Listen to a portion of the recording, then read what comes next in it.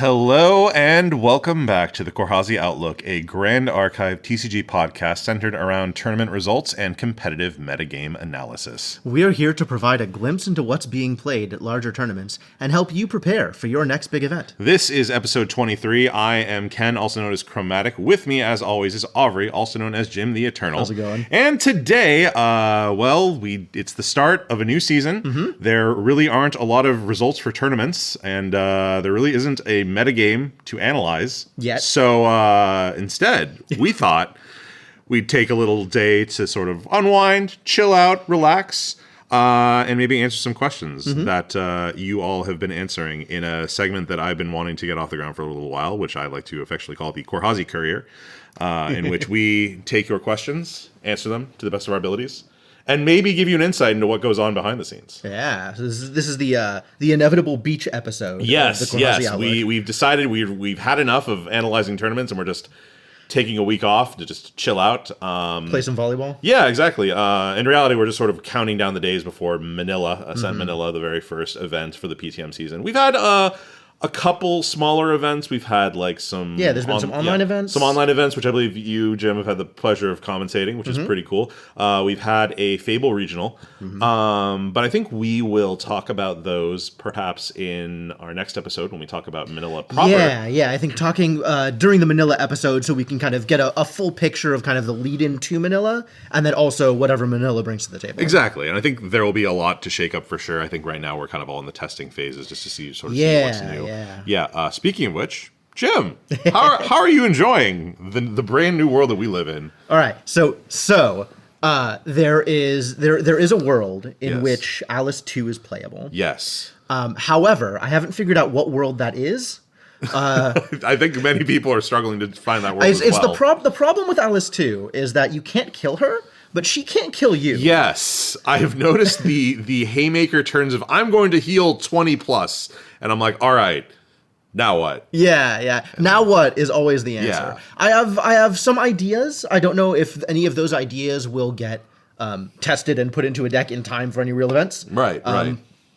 More than likely, I'm just going to play Fu Awakening and Oblation because that looks like the business. It is the business. I have actually been playing quite a bit of the new Oblation package with Fu Awakening, and it's a lot of fun. Yeah, it looks like a lot of fun. I don't want to leave Spectral Haunting on the side. Like, I really, really want to put a crawl into play, but I suspect that that's not nearly as real as I would like it to be. I mean, I'm sure with a little bit of time, people will figure out a reliable way to go. I think there's ways, and I'm kind of, toying with ideas back and forth a little bit. I have some suspicions, but it's stuff that still needs testing for sure. Yeah, so we'll see what happens. I'm sure someone out there is cooking really hard and maybe withholding the spice. Yeah, probably. But I think right after that, we're going to be jumping into Store Champ. So I think a lot of people will be very excited to jump in and see what's happening. Yeah, Store Champ season is going to be really interesting. I'm very excited to see what people bring to the table. I mean, of course, it is still early in the season, so the usual expectations apply, right? Yeah. We're expecting to see a lot of aggro. We're not expecting to see a lot of control. Most of the later game plans that people have for their decks are going to be a little bit more clunky, a little bit less tested, a little bit less tuned for the meta. Yeah. So it's the kind of thing where, like, this early in the meta, aggro is usually better because the late game strategies need to know what the meta looks like in order to account for it. For sure. But there's a lot of promising stuff out there, both old and new. Oh, yeah, absolutely. So I'm very excited to see where things go. But until then, we shall entertain you with a few questions that we've received from various people around the internet, both in and out of person. Yeah, so we primarily took some questions from the NorCal Discord. Yes. But I do want to open this up to anybody who's listening to this, regardless of where you're from. If there's anything that you want answered, if there's anything that you want us to talk about, a topic that you'd like to see us bring up on the next version of the Corhazi Courier, then please let us know. We're happy to have that input and looking for more content to put up. Yeah, depending on how many people are out there with interest in this, maybe we'll make it a regular thing, but we'll just sort of see how it goes. Anyway, so to kick things off, we're starting with some fundamental questions, some foundational questions. This one comes from Tofu Waffles. What made you guys start the podcast? What made you decide to make it meta-focused? How did the name come up? What's your process for editing and recording a podcast? And when talking about an event, what makes you narrow down your topics? So I can field the first two questions here Yes. because a lot of this was kind of my idea originally. Yes. I am the one who approached Ken and was like, hey, do you want to do a podcast with me? Yes. And he said... He had a great... I was like, yeah, I'm down. But what would we do it about? Right. So my idea was one of the things that I really liked listening to in terms of podcasts from other, I don't know if fandom is the right word, but other kind of competitive hobbies that I've been a part of. Right. I paid a lot of attention to the competitive StarCraft 2 scene for a while. I paid a lot of attention to competitive Magic the Gathering for a while. And one of the things I really liked in terms of constant updates was some sort of packaged form of meta-analysis. Yes. StarCraft 2 had State of the Game, which was a podcast run by a bunch of the more popular commentators. Magic the Gathering has lots and lots of different podcasts. I still listen to Limited Resources, for example. Yeah, I love Limited Resources. And that content didn't really exist for Grand Archive at the time when I was looking for it. Yeah, I think when we were getting into Grand Archive, there were some really good general podcasts. I think Main Deck was doing a good job of covering things. Talk GA was doing a good job of covering things, but there wasn't really like a big competitive deep dive. Yeah. There wasn't really much past that. And then, the podcast format where a couple of friends get together and just talk about the game is like, that's entertaining. Yeah. But that's not the kind of content that I was always looking for. Right. So, and if the content doesn't exist, you have to make it. Exactly. That's the rule. Exactly. Be So, the change you want to see in the world. Exactly. So Jim came to me pioneering this idea. I've had some foundational background in voiceover and voice acting, so I had some audio equipment that I could set up, and I've always kind of wanted to do a podcast, but there was never really like a topic that really, really interested me until Jim came along and brought this up, and I was like, you know what, that's a great idea. I would love to see more talking about this. Let's talk about it. And it's also been really good for me as someone who is dabbling in the competitive scene to also keep more track of these things and sort of keep my game relevant in that regard. Yeah. I mean, in lieu of having somebody else download this stuff for us, I've had to do the research myself. So that's been pretty helpful. We also had the very nice benefit of Fractal of Insight coming out live. I think prior to this, we only really had Luxera's map, which shout out to Luxera's map, guys, because I think they were doing that entire site by hand. Yeah. And it was like our one real site for like competitive results. Now we're very fortunate to have much more expansive tools. Yeah. The collation of the data has been much, much easier as a result of Fractal of Insight. So shout outs to that side for sure. Yeah. So as for the name, I think at the time, Corhazi Outlook was not a card that was being considered for being set up on the ban list. That's true, yeah. Although I found out recently, spoilers, we're coming off of the holiday stream at the time of this recording, and Corhazi Outlook is the most community-favored top card that was justified for being banned. Oh, yeah, absolutely. I don't disagree. Without a doubt. So we did not plan this. We were just sort of going through the names of cards which sounded like they would imply something informational or providing... something planning, something involving scouting. Yeah, I think Fractal of Insight was on the table because I think we brought this up before Fractal of Insight officially went live. Yeah, I think so. But we didn't do that one. Yeah, we didn't take that one. That didn't quite. And I think what sealed the deal was the glimpse and prepare puns that we worked into the opening sequence. We got way too deep into the glimpse and preparation puns with Corhazi Outlook, and we were like, all right, this is the one. So that's how it came up. What's our process for editing and recording a podcast? Well, the first step is as you are listening, we record it. Yeah, recording is actually the hard part. Just figuring out the time to get together. Yeah, we are both very busy adults with a lot of other things going on in addition to card games. So sometimes meeting up to actually get together and record something can be a little challenging, but we make it work. Yep.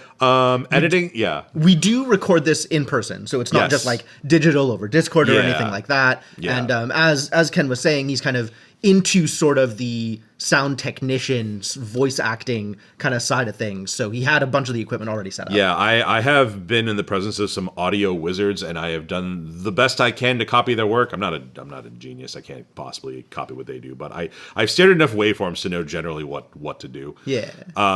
So audio editing has been fairly straightforward for me. Video editing is actually something kind of new. Yeah, it's been a process. That's been a process. I've been learning that a lot on the fly. It's been a very It's very educational. I bet. Yeah, it's definitely something that's like you really need to come to grips with what the program wants you to do. Yeah, which is not always what you want to do. Yeah, I found now that I am getting better at exploring the product and brushing up on my Googling abilities. Yeah, that's cute. It's a lot nicer, and so we're trying to debut a bit more interesting technique, all while balancing the usual 9 to 5s. Going out and playing locals. So, our goal is to get this stuff to you in a timely manner. Sometimes real life gets in the way, but hopefully, you guys enjoy it. As we're talking about events, it's been fairly nice just because all of our episodes have talked about one Ascent at a time. Yeah, usually. It's been pretty natural to kind of record an episode after an Ascent and then talk about that Ascent. And then when there's like a long gap between Ascents, it's a little more dicey. We've done regional roundup episodes. Yep. We're doing this episode. But overall, the point of the podcast from the very beginning was to talk about the major events in the game. Yes. So our focus, as near as I can tell, will always be when there are major events, we're going to talk about them. Yeah. The one thing that does come up is how do we decide what decks are neat and cool talking about? Aside from the obvious, like the top 8, we're always going to talk about. The top 10, we're always going to talk about. In terms of things we think that are neat, or at least that I think is neat, I originally took it from the focus of doing and highlighting decks that were kind of off the beaten path in terms of strategies that we hadn't normally seen. I think as we've sort of evolved and sort of adjusted our approach, I think we also like to highlight at least one deck corresponding to any big archetype that you should expect to see, just to let you know what that deck is doing and if that deck is doing anything particularly prominent amongst that archetype. Yeah, so it's always going to be kind of subjective. Yeah. But like Ken was saying, one of the big things is making sure that people are aware of what is being played and the kind of traditional approach to whatever that archetype is, even if it's not at the very, very top of the tables. Yes, exactly. So that's a little bit of a highlight into how we get things going, how we make the sausage every week. So, next up we have a question from Chun and Rice saying, "Dear Corhazi Outlook, let's say Incapacitate became a banned card in the latest BNR list. What would be the worst repercussions you can think of if such a thing occurred? Or what might the benefits be from such a thing in the current meta? Do you have an opinion to share on the matter?" So this is an interesting one. Yeah. Because I don't know that Incapacitate is a necessary card for the format. Prior to Incapacitate, the approach towards negations was always attacks as opposed to a hard negate. Right? You saw stuff like Frostbind, you saw stuff like Frozen Dismissal, and it's like, okay, you can do that thing, but it's going to cost you more in order to do it. Right. And it's only a hard negate if your opponent is being particularly aggressive or not accounting for the cost that they might have to pay. Right. Sometimes the tax is more important than the negation. Yeah, and that's the other thing, is a lot of the time people would use Frostbind as like, okay, you can do that thing, but that's all you can do. Yeah. And now you can't respond to anything that I'm doing on my next turn. So it's more of a setup rather than trying to prevent somebody from doing something. Right. Incapacitate actually gives you the ability to respond to something with finality. Right? So Incapacitate is almost less about defense and more about being able to force your stuff through. Yeah, that's kind of how it's ended up. I feel like the strength of Incapacitate is when you are going for potentially a lethal line and you are basically saying, I'm going to put this through and there is very little you can do to stop it because I will shut off your protection. Yeah, Incapacitate shines as an offensive negate. Yes. So if such a thing would be banned, that means perhaps those aggressive strategies that rely on it, those assassin-centric strategies, might get a little weaker. Yeah, for sure. Tristan would definitely take a huge hit. Yep. I feel like Xander wouldn't care as much. Incapacitate was always kind of an also-ran in that deck. Yeah, I mean, Luxem Xander was very prominent in ALC season before Incapacitate got printed. Right. So I feel like it wouldn't necessarily impact it that much. The other tools that Luxem Xander has gotten since then are also quite good. It's true. But the other flip side of it is we live in a world where Incapacitate was printed, where Weebs of the Shore has been printing other cards with that knowledge. Yes. So actions in general have gotten kind of better since then. Yeah, true. Right? Because there are more ways to defend against them. Also, if I have to imagine strategies like Rye, for example, which is very, very action heavy, and it's basically if you don't deal with this, you're just going to take half your life in damage. those are things where, like, if you don't have incap, like, those strategies get a lot more powerful. Yeah, and incapacitate being norm means almost every deck has some kind of way to hold off these combo-heavy decks like Rye. So it wouldn't surprise me to see if decks kind of like Rye were to make a rise in the world where incapacitate didn't exist. Yeah. Now, do we feel like incapacitate should be banned? I don't think so. I'm still on the fence about it. Yeah. Like, I do like the approach of negates being a way to guide the game, as opposed to just a stop sign in front of your opponent. Yeah. But on the other hand, yeah. I mean, the thing is, like, I think there are very few, like, unconditional negates in Grand Archive outside of, like, the advanced element sphere. Yeah, like, absolutely. even incapacitate only negates, like, one type of card, and, like, I think the most recent example we've had is, like, I think is the new Guardian card that can only negate, like, things that you do not control. Something like that. Yeah. Like, they still require you to jump through some amount of hoops. I did like sort of the water negation, like the taxation strategy, a lot more. So it's definitely different from that. But I don't find that it's warping the stats so much that you would need it to be banned. There's also the point to be made that incapacitate means that more people are relying on non-action ways to get their damage through. That's true. And I suspect that is actually better for the game. Yeah. Because the game is more interactive when you have allies smashing into each other. Yeah, when you're using attack cards and kind of using attack damage to get through. Because they're designed to interact with each other. Yeah, and you could also argue that there are unconditional gates for those types of strategies too. You have things like Song of Frost, for example, to cut off attacks, stuff like that. So you could kind of put it in the same boat as that, in a way. On the whole, I don't know if incapacitate is good for the game or bad for the game. Yeah. I lean towards good for the game. But I think at this point we couldn't ban it without it being a drastic change. Yeah, I think like we said, it'll definitely warp some things. So won't say if it's good or bad, but you definitely see the stats shift a lot. Yeah. So but thank you for that question.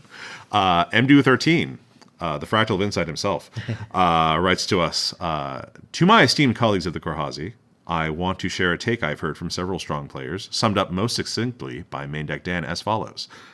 The truth is, Ryle led to a very healthy, competitive metagame with interesting choices, Ryle being Ryle the Abyss.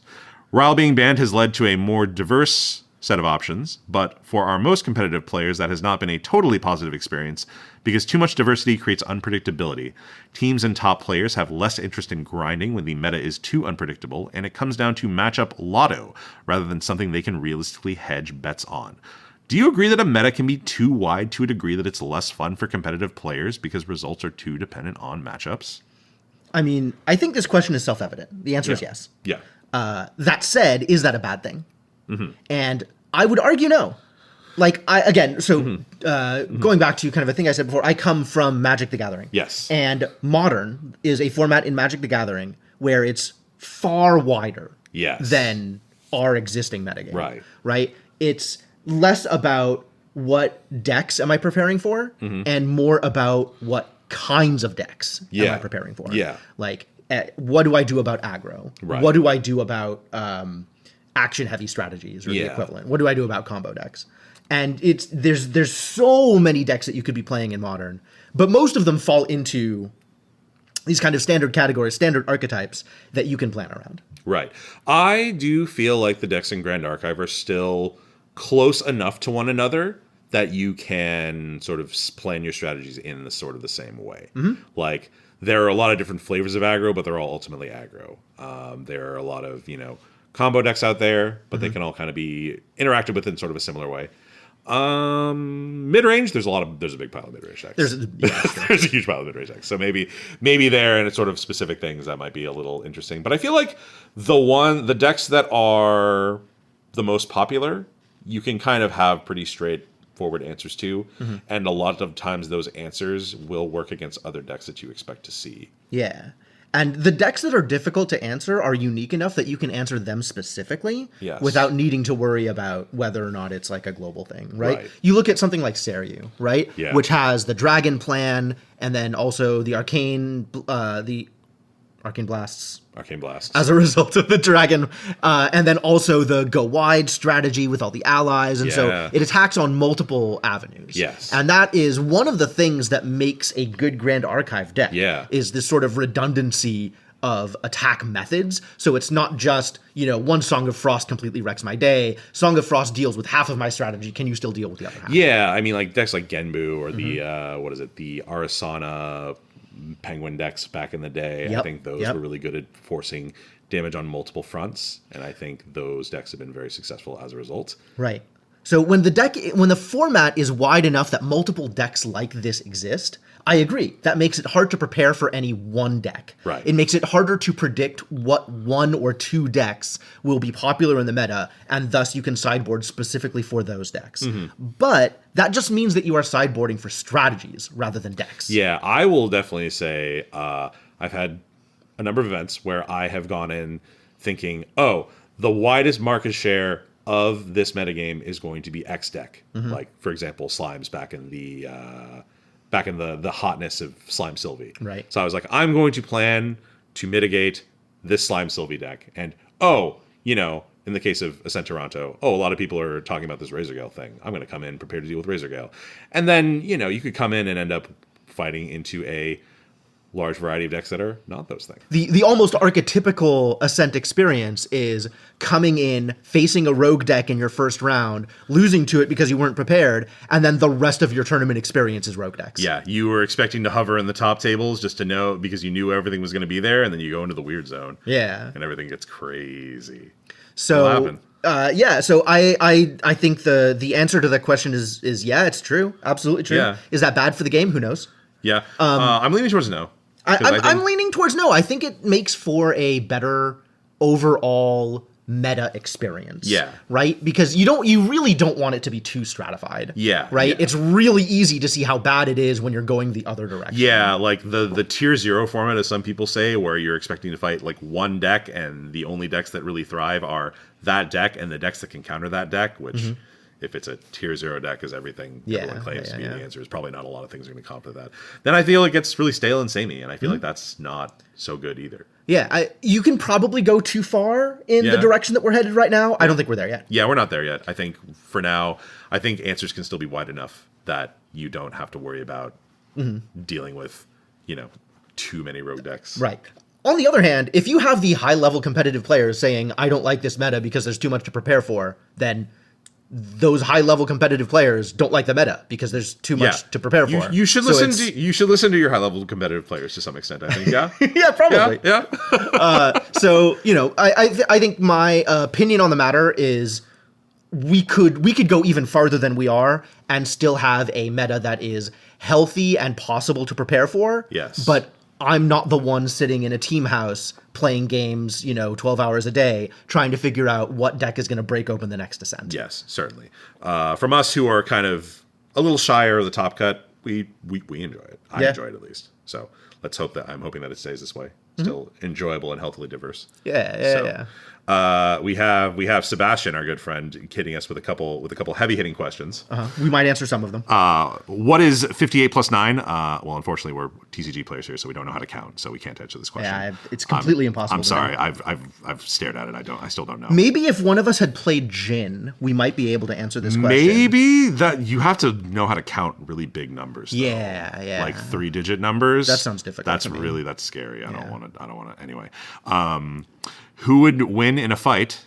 Dark Flame Master or Crimson, both two wonderful local players. It's a stalemate. I think they're evenly matched. You can't really ask me to pick one over the other. It seems like, they're kind of like the same person to me in my heart. So I couldn't dare. Understandable. I had the pleasure of casting a Dark Flame Master game at Ascent Santa Clara. Oh yeah. So I'm positive that Dark Flame Master would win. Okay. All right. Well, I'll let him know next time I see him. Yeah. Great. What's the meaning of life? 42. 42. 42 in... Which really tells, I think, the audience how old we are. Yes. For the record, we cannot count. 42 is not a number that is written out in it's the words 40 and 2. Cyrillic letters. And lastly, to bring it home, we have Savic Snack. asking us, in a fist fight, which mage in Grand Archive would win? Okay, so this entirely depends on whether or not we're counting Merlin. I mean, Merlin is part mage.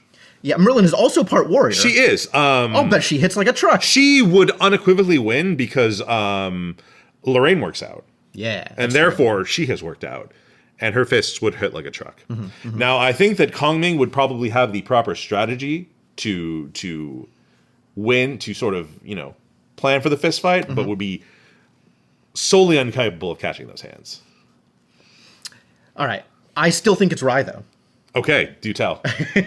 I think Rye understands what desperation looks like. Oh, true. And you never want to back Rye into a corner. That's right. So this problem gets infinitely more complicated if you include mage allies, initiative mage champions, and we haven't done the math on this entirely. No. But I will give you a few things that we have decided. The Majestic Spirit is a mage ally. It would lose horribly. It's a 4/10, but it has hooves. It does not have fists. It is true. disqualified. It's like having to wear boxing gloves. Yes, exactly. Now, Arcane Elemental.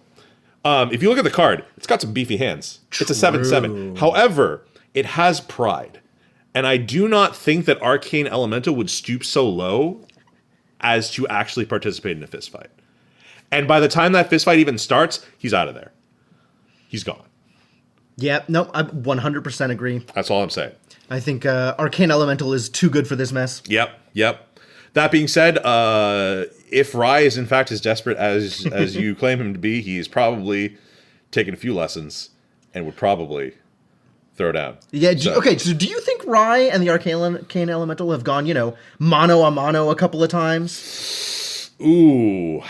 That's a great... Rye's made a paper. Is that how he got isekai'd? He picked a fight with an Arcane Elemental and he ended up in Cambria?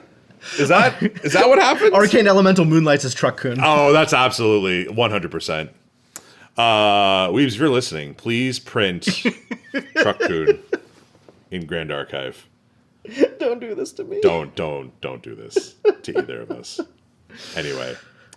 So that's our mailbag. God. What a mess. And that's if you'd like to see more scintillating content like this, or perhaps some more enriched content, write to us. Yeah, let us know. And let us know. Make our next episode better. So in the meanwhile, in an attempt to salvage this episode, we're going to move to the end phase because we just watched the holiday stream. Yeah, from quite the developers. There was a lot quite going on there. Oh my God, I'm so excited for Pantheon. Oh my God, Pantheon. So we, in spite of us covering the competitive landscape, we have dabbled in our multiplayer card games and our commander formats. For sure. Pantheon looks pretty cool. Pantheon looks really cool. Yeah. So I'm pretty excited. I think the boons are going to be really interesting. I will need to see what they print to sort of support the specific Pantheon because it looks like they're going to be Pantheon specific cards. Yeah, that stuff looks really cool. Also worth noting, they are debuting 4 Pantheon decks featuring 4 of the classes, which means at some point they have to print 4 more decks featuring the other 4 classes. Yes, I'm including Anomaly in this because that's totally a class. Oh man, yeah. Maybe this is where Alice goes to shine. Oh yeah, true. I mean, I imagine she just becomes archenemy because people are just trying to punch her down, and she just keeps healing, and it's like, why won't you die? Maybe she's just the unequivocal winner of every Pantheon game. Yeah, I love the idea that a few more defensive options kind of makes your deck a little bit better in Pantheon because like there's a lot of theory going around about ways to construct decks for multiplayer as opposed to for one-on-one. Yeah. And just the idea of being a little bit more unassuming, holding back a little bit, you'll probably have a lot more time to get to the upper level. So the types of deck building that people initially tried to do with level 3, right? All of the overall level 3 strategies that just kind of sit back for a bit and then unload are going to go so much harder in Pantheon because they'll have that extra time, especially with decks being a little bit less consistent. Yeah. So I think it's going to be a lot harder to just hate somebody out of the format, right? You're going to have a lot more time to put your things together and potentially do some really, really cool things. Let me ask you this. How do you think the level 3 decks will do with only one copy of Dungeon Guide.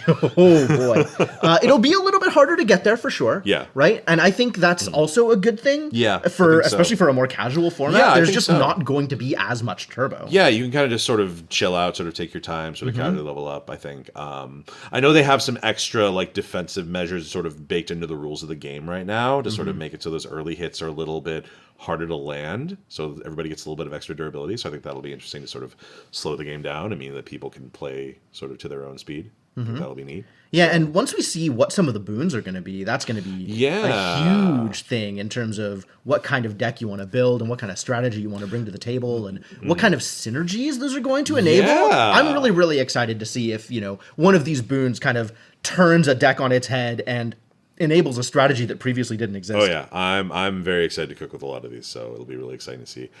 We also got our first look into Ambi Altar, which, in addition to having a few interesting, powerful cards that should unlock some interesting archetypes, all you Jin players must be really excited. Win Jin, let's go! Win Jin! I know we have some casual Win enjoyers at our locals, and I'm sure they're going to be really happy about this. I also think the draft format's going to be great as a result. Yeah. There's some cards in the altar slot that look like they're going to be really, really cool and limited. Yeah, so I really want to see how that all works out. I think it'll be really cool. And then we had our first look into RDO.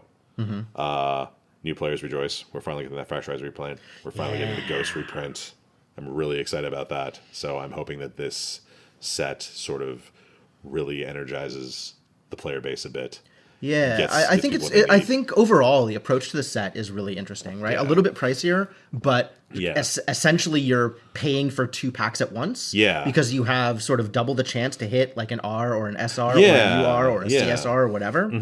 And then the kind of neat, almost deluxe approach to the boxes, I think, is very, very cool. Yeah, it sort of doubles as a storage solution, which is really cool. I will say the CSR spirits are gonna drive me nuts. Like, I don't know how I'm gonna handle that. Yeah. Oh boy, it's gonna be rough, but it's cool. It's very exciting. But yeah, there's a lot to be excited about for sure in the future. We're very much looking forward to talking about Manila, because I know this metagame is really exciting. Absolutely. So, my spreadsheet fingers are already salivating. Do fingers salivate? Let's hope not. You should see a doctor if that's happening. Okay, I'll keep that in mind. Okay, great. But yeah, we're looking forward to seeing if there's any new breakout decks. If I know there's some decks that I think people are scared about. Yep. I think Oblation is definitely looking like it might be a little scary. I think that there are other decks that people are interested in seeing how they do. I know Carp Song has been doing pretty well. Sari's been doing pretty well. Some Kong Ming stuff has been creeping out of the woodwork. Interesting. So we'll see. We'll see. Those are all smaller events. So we'll see how things sort of look on the grander scale. Yeah, I think the expectation is there are going to be some breakout decks for Manila. Right? I think Manila, kind of as the first big event of the format, is where all the people who've been cooking, like, this is where they're going to unleash their sauce. I want to see some crazy recipes come out of this. Like my last memory of an event from the Philippines is that's where all the Winjin decks started coming out of the woodwork, and I was like, oh, so we got some chefs, we got some gourmet chefs in this region. So I'm very excited to see what could come out of that. Yeah, I'm pretty excited too. I think it'll be a really cool event. I'm definitely looking forward to watching from the sidelines and cheering on the people I know. And I'm very, very much looking forward to, after it is all over, putting all the data together and seeing what comes up. Yeah, I think it'll be great. So please look forward to that. I'm sure we're going to be looking forward to it too. And I hope that PTM has been treating all of you well and that you've been getting a lot of fun out of it. I know I have with the cooking. Not only some new decks, but also some new takes on older decks, and I'm very excited to see where they all land in the grand scheme of things. So hopefully we'll be back with you guys in a hot minute with coverage on Ascent Manila. But until then, thank you guys for listening to the Corhazi Outlook. A bit of a different style episode, right? But if you liked it, please let us know in the usual channels. And until then, take care. Take care.